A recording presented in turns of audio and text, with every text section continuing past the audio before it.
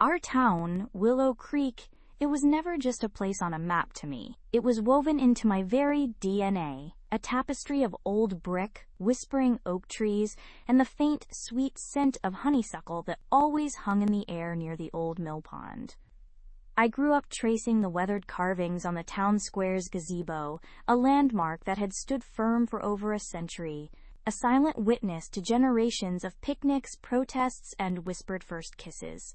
That gazebo, like so many other parts of Willow Creek, felt eternal, untouchable. We all thought it did. We were wrong. For decades, Willow Creek had hummed along, a quiet eddy in the rushing river of modern life. We had our quirks, our traditions, our fiercely independent spirit. We celebrated Founders Day with parades that stretched for blocks, the local high school band always just a little out of tune, and we mourned the passing of old Mrs. Henderson, whose pie shop had been a cornerstone since before my grandparents were born. Life here was predictable in the best possible way. We valued history, not just as dusty relics but as the living breath of our community. Every creaking floorboard in the old library, every chipped gargoyle on the First National Bank building, they all told stories. They were our stories. Then came Sterling Blackwell. He arrived like a storm front, not with thunder and lightning, but with the quiet, unsettling hum of heavy machinery and the rustle of glossy brochures promising a future we neither asked for nor wanted. Blackwell was a developer, the kind who saw history as an inconvenience, charm as an inefficiency, and community as a demographic to be exploited. His company, Sterling Holdings, was a faceless titan, headquartered in some distant glass tower, with a reputation for acquiring, demolishing, and then erecting soulless, identical structures that sucked the very soul out of a place. His first target, the one that truly sent a shiver down my spine, was the old Willow Creek Mill. The mill, a magnificent stone structure dating back to the late 1700s, stood by the river, its giant water wheel long since stilled, but its presence still commanding. It was a place where kids played hide-and-seek among the crumbling silos, where artists set up easels to capture its rugged beauty, and where, every spring, the annual River Festival was held. Blackwell bought it, quietly, through a shell company, before anyone in town had a chance to react. We woke up one Tuesday morning, the air still crisp with autumn, to the sight of yellow tape fluttering in the wind and a phalanx of security guards blocking the familiar dirt path. That afternoon, the first excavator clawed into the mill's ancient stone facade. I remember standing there with Sarah, my neighbor, her face pale, a tear tracing a clean path through the grime on her cheek. We weren't alone. A dozen, then 50, then hundreds of us gathered, a silent, horrified vigil, as the mill, our mill, began to crumble. The roar of the machinery was an assault, a violation. Each crunch of stone was like a blow to the gut. The dust, thick and choking, wasn't just pulverized rock. It felt like the pulverized essence of Willow Creek itself. We shouted, we pleaded, we waved signs hastily scrawled with desperate messages. Save our history, Blackwell go home, this is our town. But the machines, deaf and relentless, kept tearing. By sunset, the mill was little more than a pile of rubble, a gaping wound in the landscape where history had once stood proud. The next few weeks were a blur of anger, frustration, and a deep, gnawing sense of helplessness. We held town hall meetings, packed to the rafters, where voices cracked with outrage. We started petitions that garnered thousands of signatures. We called our local representatives, our state senators, anyone who would listen. They listened, politely, but their hands, they all claimed, were tied. Blackwell had all his permits in order, all his legal ducks in a row. He had played by the rules, or, so it seemed, the rules designed to favor profit over preservation.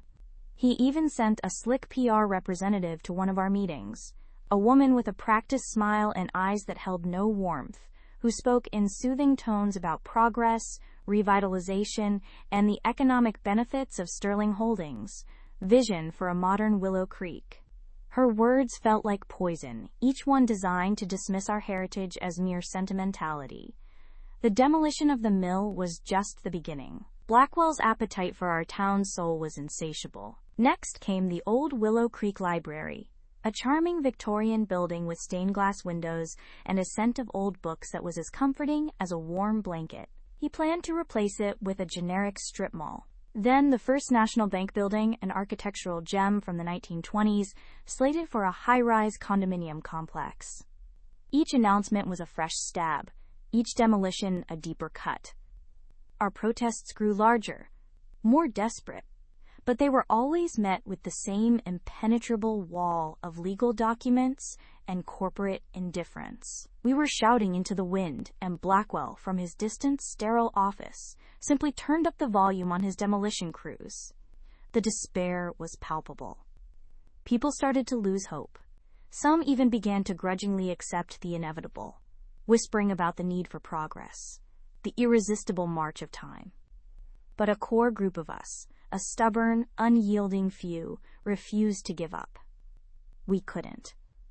Willow Creek wasn't just a collection of buildings. It was a living entity, and Blackwell was slowly, systematically strangling it.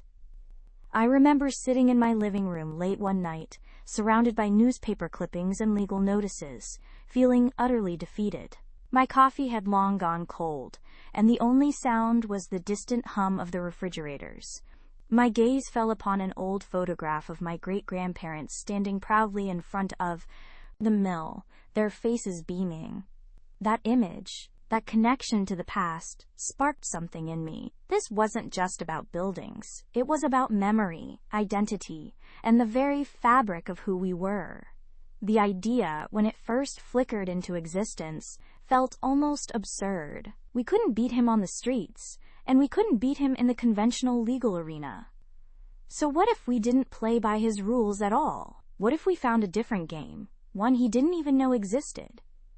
It was a wild thought, born of desperation, but it took root. I called Sarah. Then I called old Mr. Abernathy, a retired history professor who knew more about Willow Creek than anyone alive.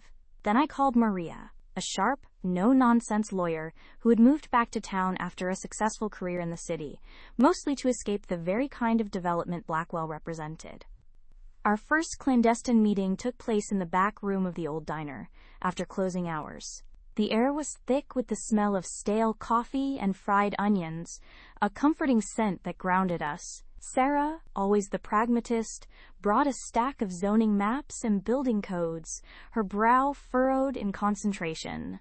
Mr. Abernathy, his spectacles perched on the end of his nose, had an armful of dusty town archives, some dating back to the town's founding. Maria, ever analytical, had her laptop open, already digging through public records. I brought the coffee, strong and black, and a fierce, burning resolve. I remember looking around that table at these unlikely allies. Sarah, a kindergarten teacher with a heart of gold and a quiet strength. Mr. Abernathy, a scholar whose passion for history was infectious. Maria, a legal eagle who understood the intricacies of the law better than anyone I knew. And me, just a local artist, a photographer, whose deepest connection to Willow Creek was through my lens. We were a motley crew, certainly, but we shared a common purpose, to save our town by any means necessary. Maria laid out the grim reality. Blackwell's permits were ironclad, his environmental impact statements approved, his funding secured. On the surface, he was untouchable. But, she added, a glint in her eye, every empire has its cracks. The trick was finding them. Mr. Abernathy, meanwhile, was already poring over a faded parchment map. He traced a finger along a barely visible line. You know, he mumbled, Willow Creek had some rather peculiar ordinances back in the day. Before modern zoning, before state regulations. Some of them were never officially repealed, just forgotten. That was it, the spark.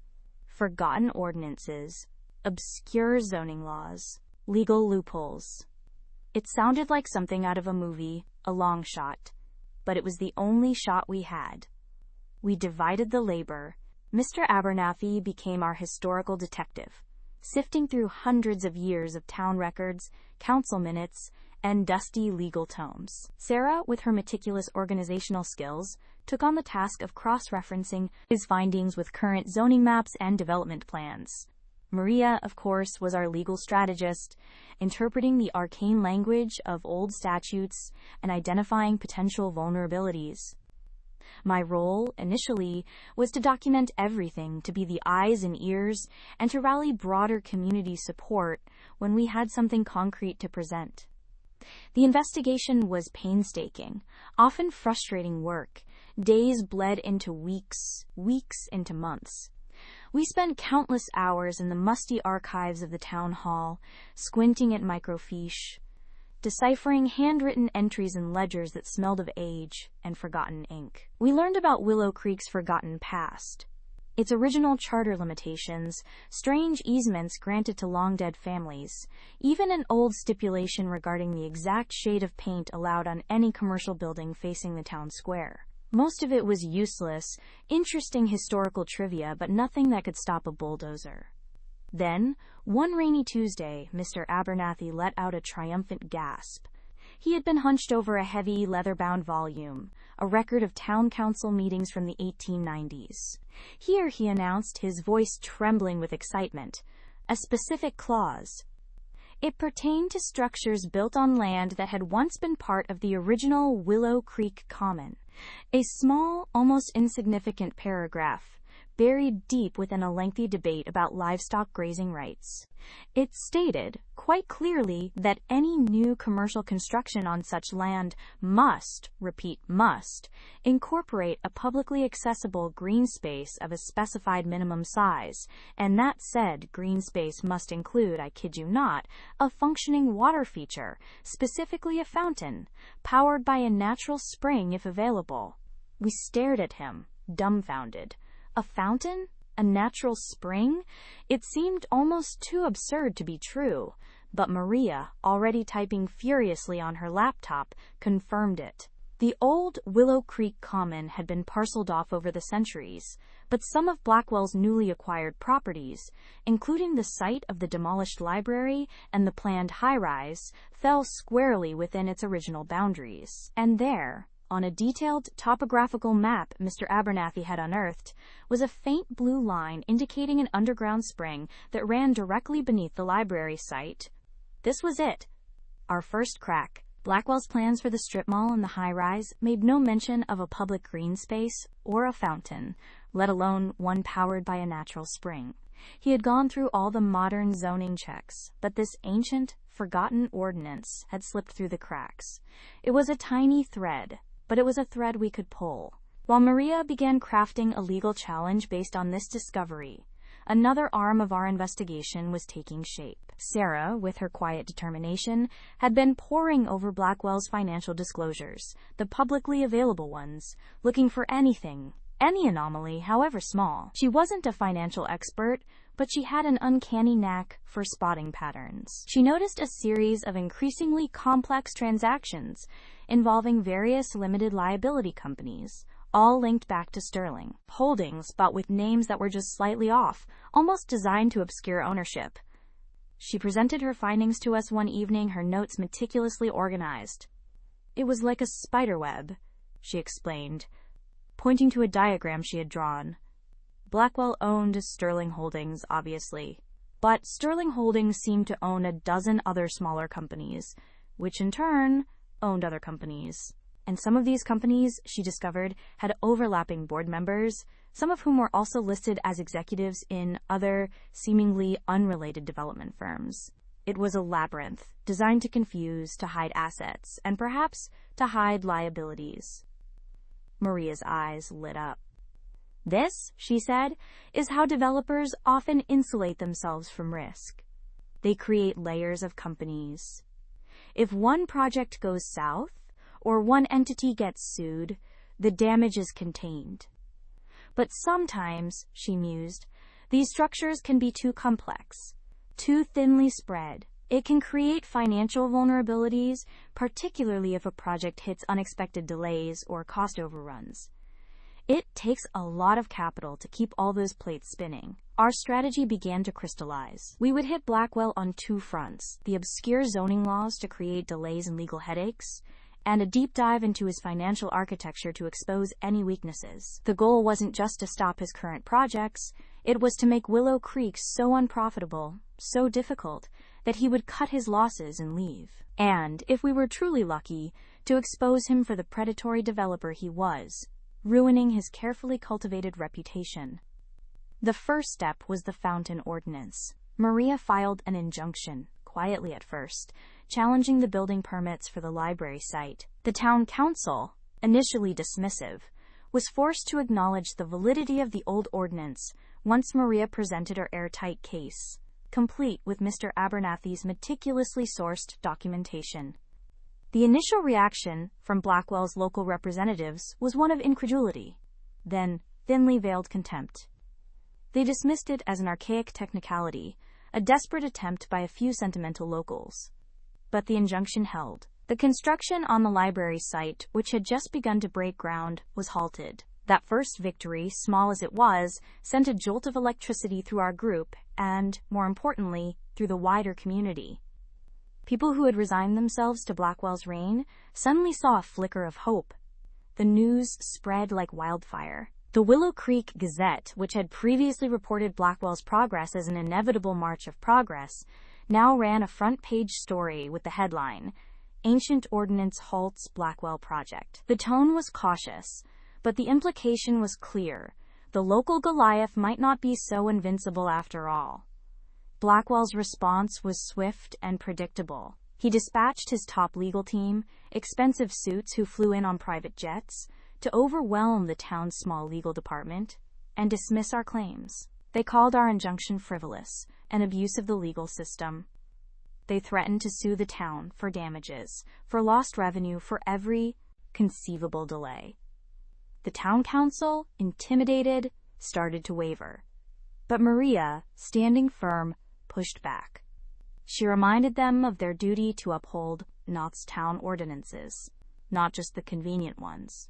She presented further evidence, including geological surveys confirming the spring beneath the site, and even historical photos showing a small, original fountain in that exact location. The legal battle over the fountain was intense, a war of attrition. But we had an advantage: truth and history. And Blackwell, for all his power, was caught flat-footed. He had never encountered such detailed, esoteric resistance. He was used to dealing with broad strokes, not the fine print of 19th-century municipal law. The longer the injunction held, the more his project costs mounted. Delays meant penalties, idle equipment, and disgruntled investors. This was exactly what we wanted. Meanwhile, Sarah and I continued our deep dive into Blackwell's financial labyrinth.